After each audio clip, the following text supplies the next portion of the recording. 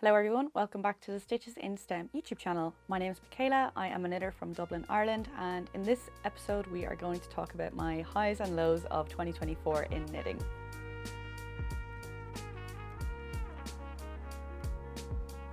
So this video came about because I didn't want to do everything I knit in 2024. I have loved watching everyone else's, I have been watching them as they come out, but it's something that I look forward to watching, but I just didn't see myself sitting down and talking about every single thing I knit.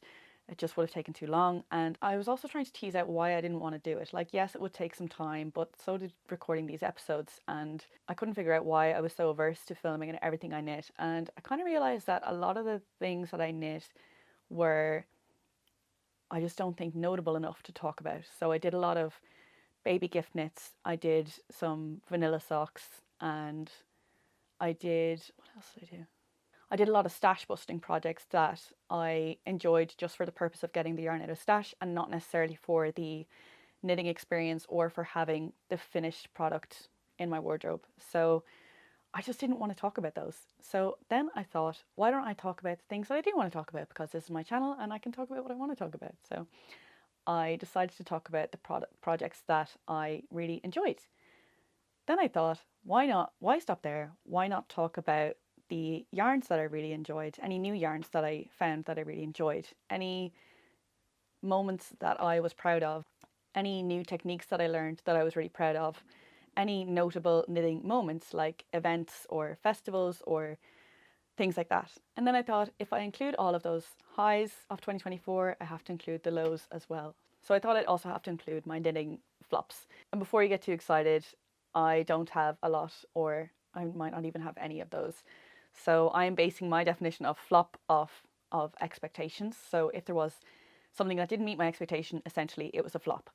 Things that didn't fit me the way they wanted to, things that I had to frog because I didn't have enough yarn, things that I was really looking forward to having, and when it was finished I just found myself not liking it as much. I had a few of those last year in 2023, but I had none this year, which was fantastic. So I do have a few socks that grew a lot with blocking and are better as house socks now. And I do have projects that I had low expectations for to begin with, like my stash busting projects that I had accepted I might not wear. They might end up in a charity shop, and that's exactly what happened. So I wasn't disappointed. So yeah, with all that in mind, something might occur to me while I'm recording this video. Off the top of my head right now, I can't think of any major flops worth discussing. So just a disclaimer, this video might be overly positive, but that's okay. So this will be kind of like a 2024 wrapped, if you will. And we're going to go chronologically. And the first thing I have to talk about is actually a pair of socks, but they're not vanilla socks. They are my pressed flowers socks, which I finished in February. So I knit these using the Olivia and Oliver Fibres Advent from 2023, sorry. I knit these using the main skein from the Olivia and Oliver Fibres 2023 Advent. The colourway was called Vanilla Bean Cheesecake. I have so much of it left. So it's obviously quite a neutral base, this kind of off-white colour with speckles of fuchsia, orange, and there's like some khaki greens in there, or olive greens that I'm not sure are showing up very well, but yeah. So that was the white colour, and then I used Filcolana Arwetta in the colour Deep Orchid for the purple colour. This was kind of a spontaneous knit for me. I actually bought the Deep Orchid to use as a contrast colour with another sock yarn that I own, but when I started knitting it up, I realised I didn't like how it looked. And I also realised that the fuchsia colour of the Deep Orchid was the exact same as the fuchsia speckles in the Vanilla Bean Cheesecake. I'll show you again. So you can see that there. So similar in colour, I felt like it would be an opportunity missed if I didn't use these yarns together. So it was a bit of a spontaneous cast on. I didn't really think about it too much. I just cast on straight away. And sometimes those are the best cast ons. In the end, you actually can't really see the speckles from afar in the main colour. So it might have been a bit of a waste to use a good hand-dyed yarn for that. But at the end of the day, it actually used so little of this Vanilla Bean Cheesecake, of the speckle colour, that it makes no difference at all. Take a quick guess. You don't need to write it in the comments or anything. Just make a mental guess of how much yarn you think, of how much of the Vanilla Bean Cheesecake yarn was used in these socks. It was 24 grams, like so little. So I obviously have a ton of this yarn left, enough to make a full pair of socks and to really show off the speckled colour. The next project I have was another one that I finished in February, and it is the Brownstone beanie by Tori Yu. The main highlight of this project was the yarn. So it's from Pigment and Ply, and it's a merino mohair base. I think it's 50% each, and it's a single ply. The colour is Songs of Orpheus, and it's a beautiful deep burgundy colour. I had seen a very similar colour in Stockholm when I was there a few months previous to making this hat, and I fell in love with the idea of a hat in this dark burgundy colour. And I didn't get the yarn in Stockholm because I had bought enough on that trip and I didn't feel like I needed more. But when Pigment Apply had they had like an in-stock sale at the start of the year, and I saw one skein of this and I didn't think twice, I just grabbed it. I would make this again. It wouldn't be my go-to hat pattern. Like if I could only make one hat pattern for the rest of my life, it wouldn't be this one. I find the gauge a little bit loose because you basically knit the brim with two strands held together, and then when you get to the crown, you switch to just one strand. The gauge is adjusted to account for that, but I don't think the crown is as dense as the brim. I found it quite loose and floppy at the top, which I didn't particularly mind. But as I said, if I only had one hat pattern for the rest of my life, it would not be this one. I also didn't like how the decreases looked. I know a lot of people say the same thing about it. The decreases tend to look a little bit sloppy on one side. I can't remember which side. But in Tori's sample, it looks immaculate. I don't know how she does it. All of her sample photos look just perfect, like machine made in a good way. So I wish mine looked like that, but it didn't. The good thing was that it was a dark yarn, so I kind of got away with it. If I made it again, I would probably stick to a dark yarn just so I could hide that little imperfection. This hat was a staple in my wardrobe. I just loved the colour, and if you're noticing me using the past tense, it's because I recently lost it and I'm so sad about it. I wore it to work. I wore it on my drive to work a lot, and when I got to work I didn't like carrying in a ton of stuff with me, so I ended up leaving a lot of my knitwear in the car. So I just left the hat in the side of the door, and I think when I got back into the car after work it fell out, and I didn't notice until I got home. And then the next day when I went back to work, I did have a look in the car park, but I couldn't find it, so it's gone. It's really sad, and I thought I had done my grieving, but now that I'm talking about it again, I'm feeling sad again, so let's move on. The next project that I wanted to talk about is my Weekender Crew, which is a pattern by Andrea Mari, and I finished this in March. The reason this is a highlight for me is because it was my first time using hand-dyed yarn for a garment, so it was expensive to make, but I was really happy with my decision to use hand-dyed yarn. I used the Tweed DK from Ballyhora Fibres.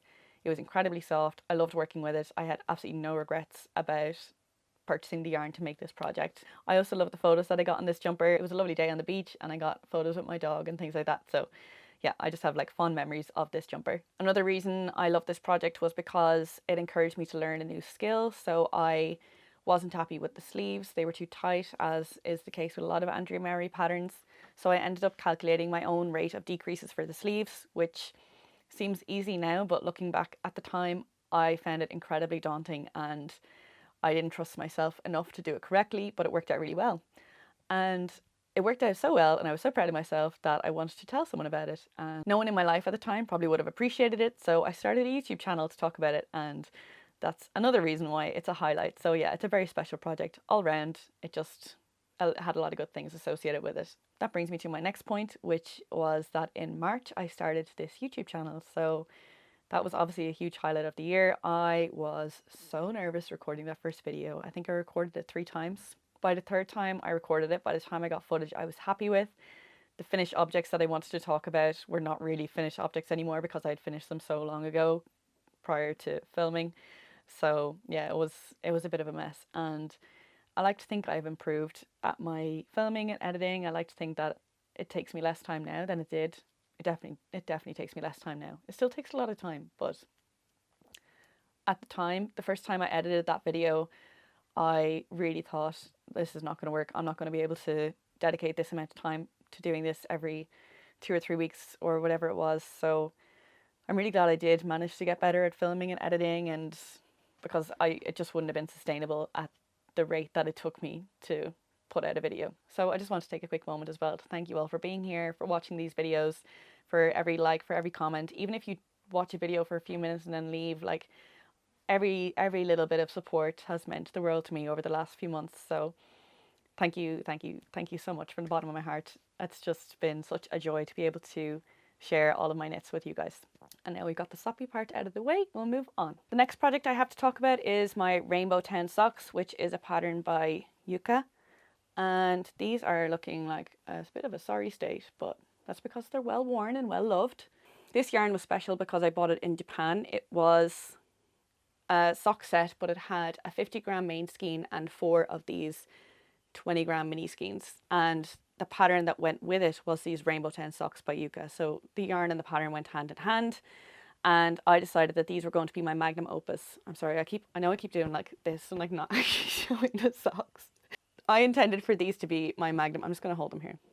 I'm going to try and remember to keep them still. I intended for these to be my magnum opus of 2024 because they were a colourwork sock. I figured that they would be a real challenge for me.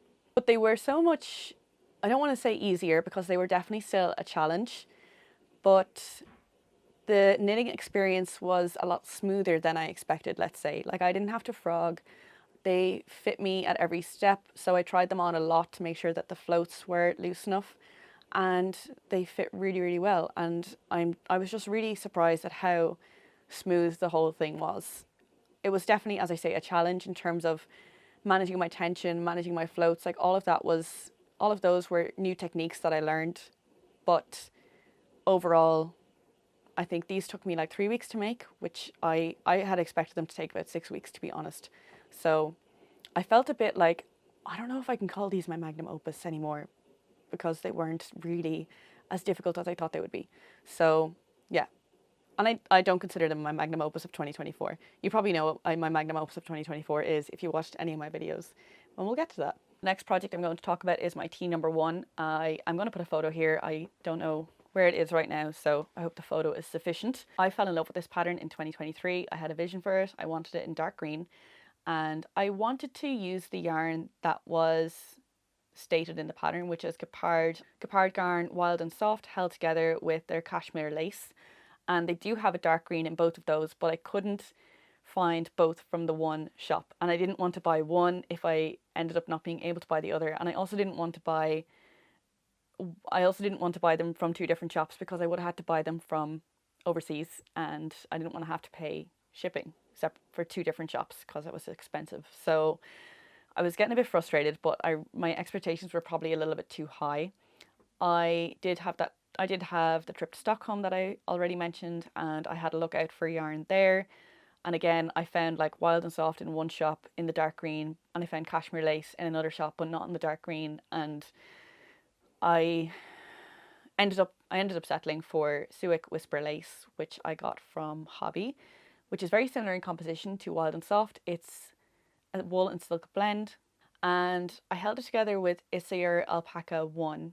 Online, it looked like the perfect green that I was looking for. It was like this saturated kind of Christmas tree green colour, and when I got it, it was actually a little bit more olive in person. I thought like a little bit more khaki, and it ended up toning down that rich emerald green of the Suic Whisper Lace. So I wasn't too keen on it at the time, but I had been looking for yarn for so long that I was just like, it's fine, I'm going to work with what I have. And I actually do really like it. I do love the combination together. Such an interesting combination. I've never used the alpaca one. I've never used a wool and silk blend.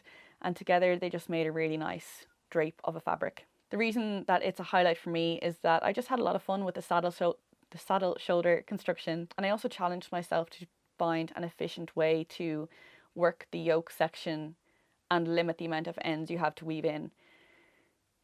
There was a bit of yarn management involved in terms of having one ball attached somewhere while working another ball somewhere else. It definitely wasn't a project that was portable. I had to work on it at home because I had 2 yarn balls attached at once, but I really enjoyed it. And I also enjoyed talking about it on the channel. It went down really well with a lot of viewers. It's one of my most liked projects on Ravelry. So it feels nice to know that although I put a lot of work and a lot of thought into figuring all that out and writing up the notes, it seems to have helped people, which is a great feeling. And that was kind of the feedback that I got at the time. So that's definitely why it's a highlight for me of 2024. Next, I have a yarn that I used for the first time and I really loved, and that was Lena by Sanna's Garn. I used it in my Peacock Tee by Lena Homa Samsa, and I used the colour Pearl Grey, and I really, really loved this yarn. I think I would definitely use it again. It blocked out really nicely. The drape is just gorgeous on it, and it feels really soft. For a plant-based yarn, I just think it feels lovely against my skin. And yeah, big thumbs up from me. I just loved it. On the other hand, we have a yarn that I did not enjoy, and that was Diablo Multi from Hobby. This is an acrylic and polyamide and mohair blend, if I'm not mistaken, and it's a bulky weight yarn. And I had a lot of this in stash from, I think I bought it when I first started knitting to make just like a chunky sweater, and I didn't use it for a long time, and eventually I decided I need to get that out of stash, so I made the Evermore sweater by Kadri over the summer. I had low expectations for the project itself. I was very accepting of the fact that it might end up in a charity shop, that I might end up gifting it. I just wanted to get the yarn out of stash. But spoiler, I actually gave it to my sister and she said it was too itchy, which of course brings me to my main problem with the yarn. It's itchy, it's sticky, I didn't enjoy working with it at all. It was one of those yarns that the stitches stick to the stitches below. So when you're inserting your needle, you have to like almost tug it to break the bonds between the stitch and the lower stitch so you can actually get your needle in. Someone eventually left a comment suggesting that I switch the left needle down to a smaller size, which I did do, and it worked wonders. If I hadn't done that, I think that jumper would still be sitting unfinished in a corner somewhere or in the bin. I would not use this yarn again. Would I consider the project a flop? No, because the expectation, as I said, was not there for me to wear it. And the yarn, I had low expectations for that as well, so I also wouldn't consider it a flop, but it was definitely a low point of 2024. Skipping ahead to June, we have my Vertices Unite shawl, which was such a joy to knit. I have such a fondness in my heart for that project. I won the yarn on Instagram. It was from Eru Ireland, and it was from they had just released a new palette of colours for the Kingfisher collection, they were calling it. So there was 5 colours in the collection. There was 3 blues, a beige or a tan kind of colour, and an orange. And I won 1 skein of each in an Instagram giveaway. It came at a perfect time because I had recently started a new job and I found that my knitting time and my knitting energy was just decreased, and I didn't have the motivation to kind of work on garments. Anything I remember at the time, I didn't want to do a gauge swatch or anything. Like, I had things listed, I had things on my queue, I had yarns to use, I had projects that I was excited to own and to actually be knitting, but the idea of doing a gauge swatch for anything was just really putting me off. Like, I had limited time for knitting to begin with, and I didn't want to spend it doing gauge swatches. So when I won this yarn, I dove straight into the Vertices Unite shawl, which is a pattern by Stephen West, by the way. The colours are stunning. I didn't expect them to work well together when I saw them laid out side by side in the hanks, but knit up, I think this pattern is made for this palette. Like, the two just, the colour palette and the pattern just go so well together. I think everyone needs a Vertices Unite shawl in these colours. That's just my opinion. I feel very strongly about that. I admittedly at the time did not wear shawls. I just needed something to cast on. I wasn't sure if I was going to wear it, and then when I finished it, I wasn't sure how to style it. But guess what? I don't style it. I just wear it. I wear it as a scarf. I don't have it with me, but I basically just wrap it around my neck as a scarf, and I have the 2 kind of pointy bits hanging down the front, and so you can see basically every section of the Vertices Unite. You can see every kind of modular section, I guess. I wear it with my peacoat during the winter. If it's cold in the office, I keep it on, and I get compliments on it, on the colours. I am just in love with it. And I got some lovely photos too. I was up on a beach in Donegal. I actually wove in the ends in the car on the way to the beach because I wanted to be able to get some photos on the beach with my shawl.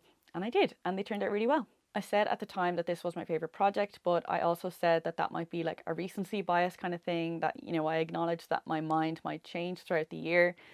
I don't think it has. I still consider this my favourite project. If you watched my recent episodes, you might be thinking, Michaela, I thought the Rivendell cardigan was your favourite, but we will get to that. The next project I want to talk about is my poppy tee, which I finished in July. This one was a fun one because of the modifications I made. So I added some stripes, and I also did folded edges, which I basically copied from the tee number 1. So I really wanted to get that folded edge around the collar neater than I did in the tee number 1. So I decided to give it a go with this t-shirt, not this one, the poppy tee I mean. And I really loved it. I also loved the yarn. I used Knitting for Olive Cotton Merino held double, and that was another highlight for me because I'd never used it before, and I will definitely use it again. This was another one that I enjoyed talking about on the podcast. I wore it a lot in the warmer weather. I don't wear it as much now, but I did get a lot of wear out of it at the time, and probably, you know, coming into next summer I'll still wear it again. Another kind of highlight for me this year was my summer of stash busting. So I did a ton of stash busting this summer. I made the Evermore sweater, I made sock sets using my Homespun House Advent sock sets from 2023, if that makes sense. I count those as stash busting because the yarns themselves just didn't excite me, and I typically don't knit socks during the summer, so I had to push myself to actually use the yarn to make the socks. I also made the camisole number 7 by My Favourite Things Knitwear, and I made the Kutar top by Sari Nordland. I did have other plans for more stash busting, but I just ran out of time, and I didn't want to wait until next summer to get those yarns out of stash, so I ended up actually selling a bunch of the rest of my stash yarn to a friend in my knitting group who gave it to her sisters, and I sold it at a really discounted price. I think I sold it for 50% of what I had bought it for, but I was just happy to see the back of it, and she told me a few weeks later that her sisters loved it. So that was the best possible outcome I could have hoped for someone else to have gotten enjoyment out of a yarn that I wasn't getting enjoyment out of. So yeah, that was definitely a highlight for me. Another yarn highlight was knitting for Olive Heavy Merino, which I used for the first time in this, which is the Courage Henley by Tori Yu. I would love to work with this yarn again. I think the colour range is great. It blocked out beautifully. It's obviously quite an affordable price point. I wore this kind of as a transitional piece in the autumn. I don't wear it as much now when the weather is a little bit colder, but what I think is great about this yarn is I imagine it has a lot of versatility. Like, if I'm wearing this as a transitional piece in the autumn or in the spring, but I also imagine that it would be great in a kind of heavier, more oversized winter jumper with like a higher collar and, you know, things to make it more of a jumper that you could wear in colder weather. So I'm really excited to work with this yarn again. Definitely it's on the list for future projects. We will jump forward to November when I finished my Rivendell cardigan, and I have said enough about this in my podcast episodes, so I won't talk about it too much. But if this is your first time watching my videos, basically I did some extreme heavy modifications to this pattern, which is originally by Sari Nordland. It's a drop shoulder v-neck cardigan, but I modified mine to be a saddle shoulder type construction, except that the saddles start on the outer shoulder instead of up at the collar, because I still wanted the front cable to be running up here to meet the back seam, if that makes sense. If it doesn't make sense, watch my podcast episodes or read my Ravelry notes. It's all there. So I mentioned this when I talked about my Vertices Unite shawl. That one is a favourite because it brought me nothing but joy. This one brought me nothing but stress. That was a joke. It brought me a little bit of stress, but it brought me a lot of joy too. But the main reason why this is a different type of favourite is because it's just something I'm proud of. Like, the Vertices Unite shawl was actually quite easy. It just brought me joy to knit it and to wear it. This one, when I mentioned, you know, new skills at the start of the video, this is it. Like, this is a representation of all the skills that I learned in the last 2 years of knitting, since I started knitting, all of the techniques that I learned. Just, it's a culmination of all of that, and that just speaks for itself. It has to be a highlight of the year. It is probably the highlight of the year. This is my magnum opus, not the Rainbow 10 socks. I do wear it often. I find the colour limits me a little bit in that I have to be picky about what I can wear underneath it, but rest assured I have bought a bunch of tops that I can wear underneath it just so I can wear it and show it off. And that's all I'll say about it, because if you've been watching since episode 8 or whatever it was, then when I first mentioned this, you will have heard it all. So let's move on. In November, we also had Barcelona Knits, which was my first time attending a big knitting festival. I had such a ball. I will 100% be going back next year. I met some of my friends who previously I've only met online or only know from online, and it was such a joy to get to meet them in person. And I obviously bought some lovely yarn. The weather was great. I love winter. I definitely don't gravitate towards the sun, but something about feeling the sun on my skin when we previously had this dreary winter weather in Ireland, it was actually very welcome. I really enjoyed it. So yeah, Barcelona Knits was definitely a highlight. Just had such a good time. Over the last few months, I've also done some more stash busting with my sock yarns. So since September, I've knit 4 pairs of socks as gifts, and all of them have used yarns that I've previously used in socks. Was that 4? No, 3? 4. Yes, 4. And it's something that I had wanted to do for a long time, because I had like 50 to 55 grams left of a lot of these sock yarns, and I had no desire to make socks for myself again in them, because I already had a pair of socks made with each of those yarns. So I really needed a big push to use that yarn again in socks, and I did just the push was just getting the yarn out of stash, being able to give some socks to my family and to my friends. So I'm really happy that I got to get rid of some of those sock yarns from my stash, and I can finally start focusing on new sock yarns for myself.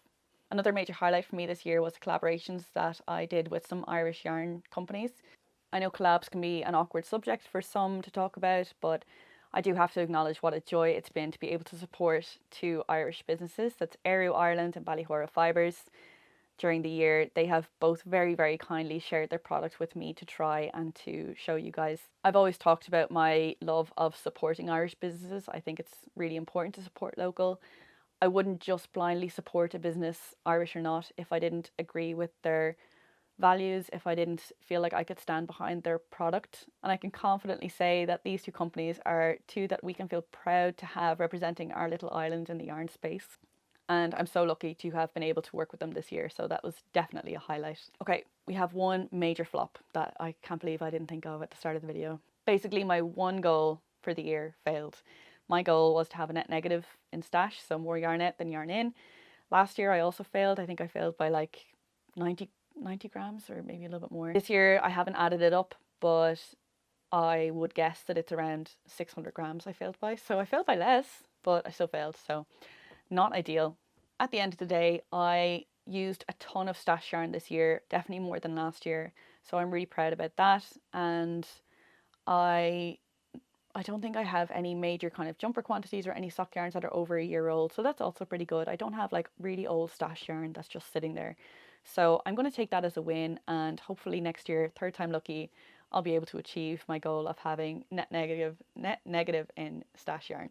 So that is all for my 2024 highs and lows. I really hope you enjoyed this video. I have been looking forward to making it ever since I decided what I wanted to do. I was excited to just reflect on the year, and as I said, it has been mostly highs. There are a few flops, but I have had such a fantastic year. Probably I started crocheting nearly four and a half years ago now, and this year in particular has just been the best year for me in terms of knitting / crochet. I don't think I crocheted much this year, but in terms of fibre art, if you want to say, this year has definitely been the most enjoyable, the most fulfilling, the most satisfying. I am just so content. Just what a time to be alive. It's just great.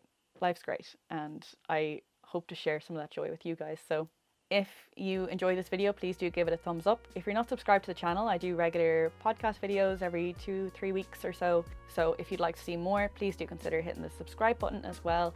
And I will see you in the next podcast episode, which will be sometime in the new year. Bye.